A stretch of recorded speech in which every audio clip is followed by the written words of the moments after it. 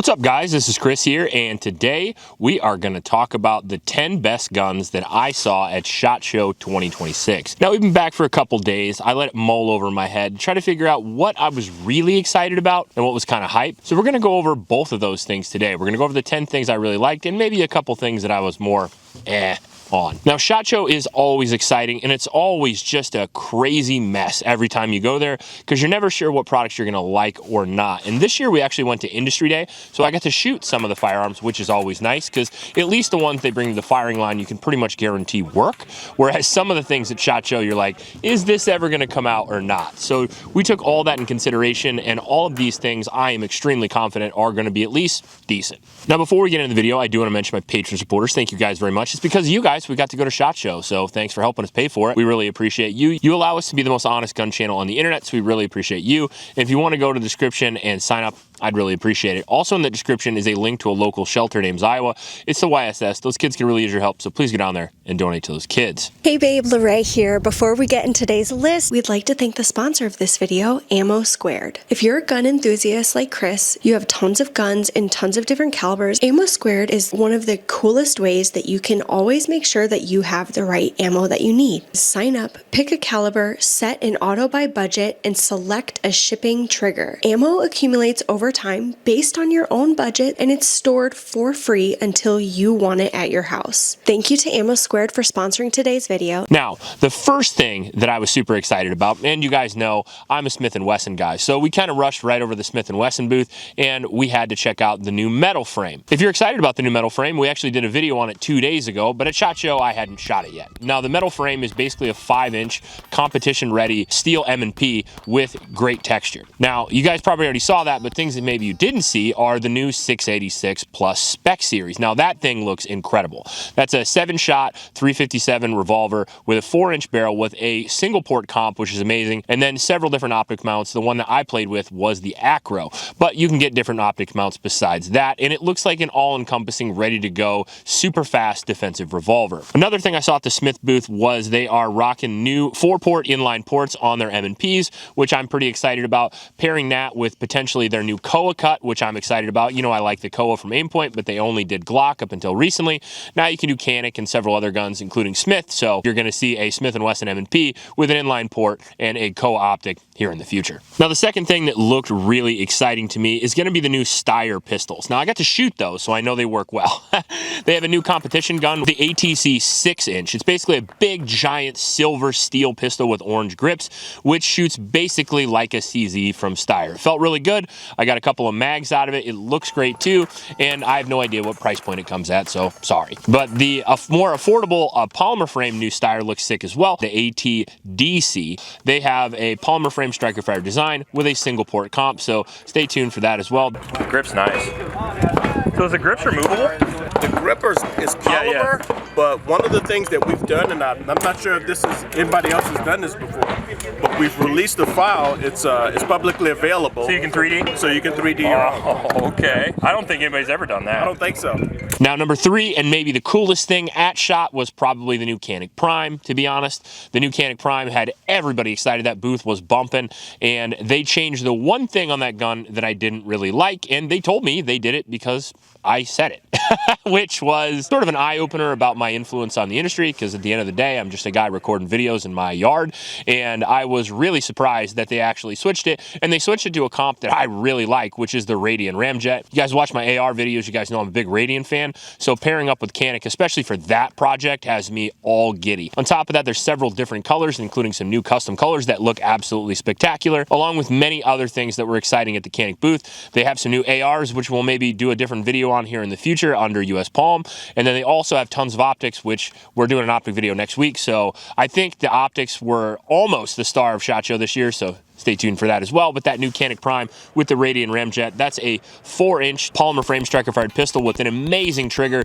Now it's going to have even less recoil. It has great features out of the box, and they also changed up the texture and the rear strap a little bit, so it feels even better. So I'm excited to get one of those. Now, number 4, one of the things I was really excited about going there, and I'm a little less excited about now, is going to be at the FN booth. First off, the new SCAR. I'm a SCAR guy. I know a lot of people don't like the SCAR. I respect that. It's a $3,000 outdated AR-15. insane with a piston system. I just love it because I grew up in the time of the SCAR. And if you grow up in the time of the SCAR and you shoot it with video games and you'll see it in movies, you just want one of them damn things. And they work well enough for me. They're reliable and accurate and fast enough for me. But now they've finally actually done what aftermarket companies have been doing for the SCAR for 15 years. They added a monolithic long rail with an M-LOK system on it. They also changed the internals, added a hydraulic buffer so you don't have to blow your optics apart anymore when you shoot it. They changed the grip to a AR-15 grip so you don't have to buy the dumbass grips, which is great. And they also changed the trigger, I believe, so you can use an AR trigger, although your Geisleys will still drop in. I don't know how the hell that works. It changed the features up a little bit, and the gun shoots a little bit smoother. I got to shoot the 308, which almost took my thumb off. I got it stuck in the ejection port. And then I shot the SCAR 16 as well. And I own a SCAR 17, so I was pretty pumped to see that they're coming out with models out of the factory that somebody would want to purchase today and be useful, because let's face it, a 6-inch quad rail on a 16-inch gun hasn't been cool since 1991, so I appreciate it. Now, the one thing I do want to mention that wasn't so awesome at the FN booth was the 309. And what do you like about the 509 and other competitor pistols, and what do you not like? And we did that basically boiled down like customer price point, what they see as added value and what don't they see as added value. Sure. So you'll see that kind of through the design. The MLB is a good example. The 509 has the plate system to mount every optic under the sun. Most people didn't really see the value in that, and they just want some options. So this is direct mount for Shield RMSC footprint. That's a good way to go. Vortex series. Yep. Mind if I pick it up? Yeah, pick it up. You know what? On the sights are cool. Yeah, so the sights, those are all polymer sights. I'm not here to tell you that they're durable sights, but for most people, most applications, they're going to work out great. Sure. Most people are putting them on the anyway, so we don't want to charge everyone for metal sights, and some people are perfectly happy with plastic sights. 100%. Grip feels good.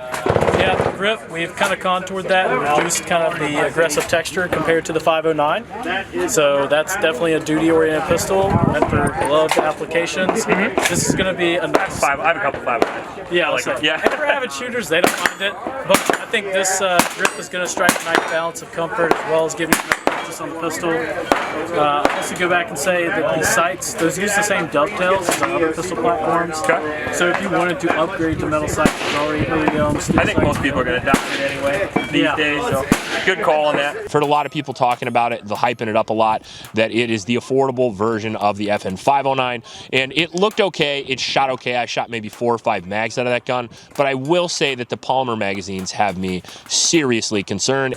We basically set out and said we want to design a polymer magazine assembly so we can offer a little bit more of an affordable magazine. Sure. We tested out a lot of polymer pistols before we got started on this. There's some great ones, and there's some not so great ones. Sure. So we knew it was possible. We just had to set out to do it.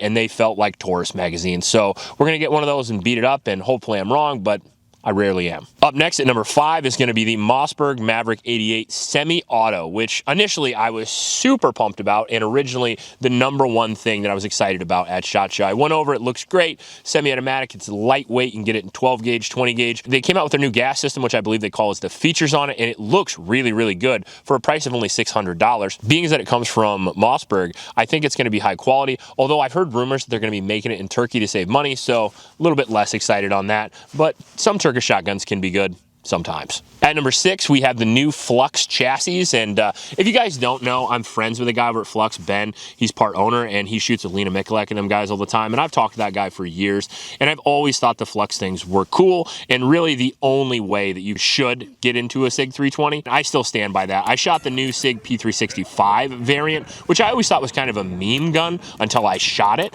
and I was able to hit consecutively out at 100 yards, and it was a really, really easy gun to shoot. Their new polymer chassis system feels great, and you had it paired with that new Stealth Arms like 4-inch 9mm can, and the whole package was like smaller and lighter than my Mark 23, but you were able to make hits almost like you would with a standard size PDW like an MP5 or something like that. Top of that, they're affordable, and it's again something you can use their 365 magazines and your fire control unit. So if you already have those guns, pick up that chassis system, play with it. If you don't like it, you can take it back out and use your 365. So I was excited about that. They have a metal one and a polymer one.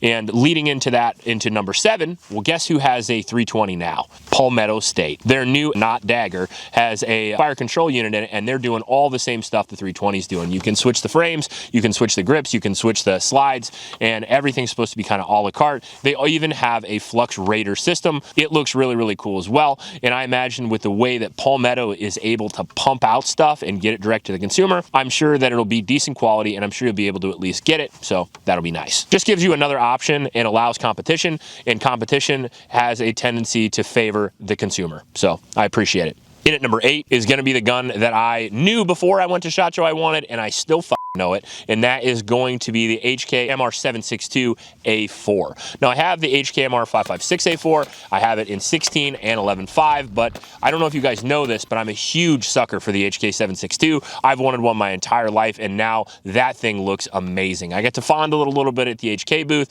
I tried to get them to send me one. We'll see if it happens, but I'm very excited for that gun. If they don't send me one, I'm going to buy it anyway. I know it's expensive. I know it's heavy. I know it's kind of dumb, but I want it. It's reliable. It's durable. It's cool as fuck. And if I think of a WRL type gun out in big open plains like this, I can't think of much of a better gun that I would want than that gun. Now at number 9 is going to be another Palmetto State product, and that is going to be their Barrett 50. I mean, it's their 50 caliber rifle, but it looks exactly like a Barrett 50 that Palmetto just copied from a napkin. It looks really good though, I'm going to be honest. And at the price point they're talking about coming out, like under 5,000, they're going to sell enough of those that you can build a fort. I'm excited for it because there's not a lot of semi-automatic 50s on the market, especially for that price point, and certainly none that are made in America. So I think it'll fill a niche, at least for some people, that doesn't even exist out there. And on top of that, it looks cool as shit. So if you can't afford to shoot it, at least you can look at it and grin if it's on your wall. I do want to mention that I also shot an actual Barrett 50 at SHOT Show with their new suppressor, and that was super awesome. I need you on my house. Good? Hot. Ready to go. Good. Cool. I got a first round hit at 866 yards, which made me feel good because I shot the Recce 10 right before that and missed everything. No one made fun of me at all. Now we'll get into number 10, and then I'll talk about a couple things that I was maybe, but might be exciting.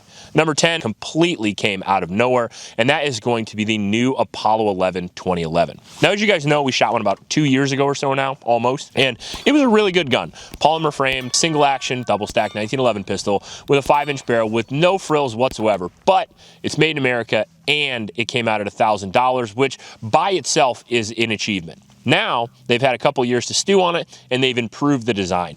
Now they have an improved trigger, they have an improved aluminum grip, all the controls feel a lot better, the gun looks sexier, it comes in black on black now, which I'm excited about that, but they do have a stainless steel bull barrel now, and now it comes ported, which is going to make it shoot even softer. I have a hard time believing you can get a ported 2011 for less than $1,000 that's made in America, so I told them to send me one of those immediately so I can beat it up and prove what they were telling me at SHOT Show. We'll see if it's reliable, we'll see if it's accurate, and we'll see how good it is. But if it is in fact that good, it's hard to imagine that's not the 2011 a lot of people are going to buy. Now, some things I weren't excited about, as I mentioned before, are going to be the FN 309. That's probably the biggest bust for me. When I shot that thing, I was like, meh.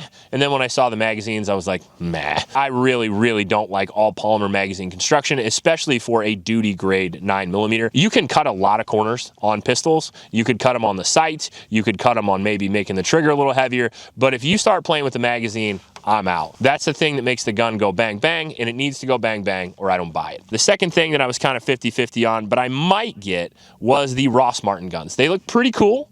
I haven't shot one, but I've heard a lot of good things about them. So I wanted to ask you guys in the comment section, would you like to see some Ross Martin guns on the channel? They're pretty affordable, and I think they're pretty comparable to Canik. And I went down there, checked out their booth. They look pretty decent. One of the cool things that I think feels sort of a niche is Agstan Arms actually had some integrally suppressed Ruger 1022s, which I think looks pretty cool. I also want to mention that I went to the CZ booth, and I love the fact that the P10 just got picked up by the German military.